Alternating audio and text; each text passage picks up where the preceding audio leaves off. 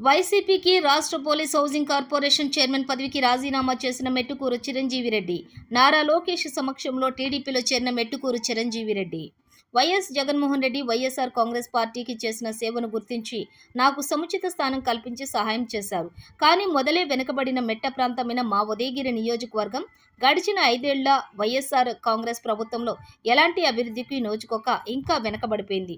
దీనికి కారణం ప్రభుత్వంతో పాటు ఉదయగిరి నియోజకవర్గం సుదీర్ఘకాలంగా ఒకే కుటుంబంకు చెందిన వారు పరిపాలనలో ఉండటం, మరి ఈ 5 ఏళ్ల కాలంలో మరింత దయనీయ స్థితికి చేరింది.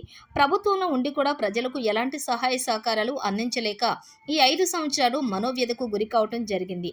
దేవుడి దయ వల్ల నాకు ఒక్క అవకాశం వస్తే మెట్ట ప్రాంత ప్రజల దశాబ్దాల కలలను సాకారం చేసుకునేలా సేవ చేయగలనని నమ్మి ఆ దిశగా ప్రయత్నించాను. అయినా తిరిగి అదే కుటుంబానికి చెందిన వారికి వైఎస్ఆర్ టికెట్ ప్రకటించడం, గడిచిన 8 నెలలు యథావిధిగా వారి అహంకారపూరిత వైఖరి మా ఉదయగిరి నియోజకవర్గం ప్రాంత అభివృద్ధిని, పేద ప్రజల క్షేమాన్ని కాంక్షించే నాకు మనోవేదన కలిగిస్తూ వచ్చినది.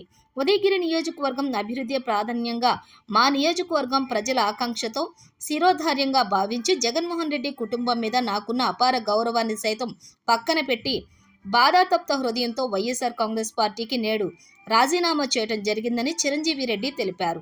నారా లోకేష్ సమక్షంలో టీడీపీ తీర్థం పుచ్చుకున్న మెట్టుకూరు చిరంజీవి రెడ్డి.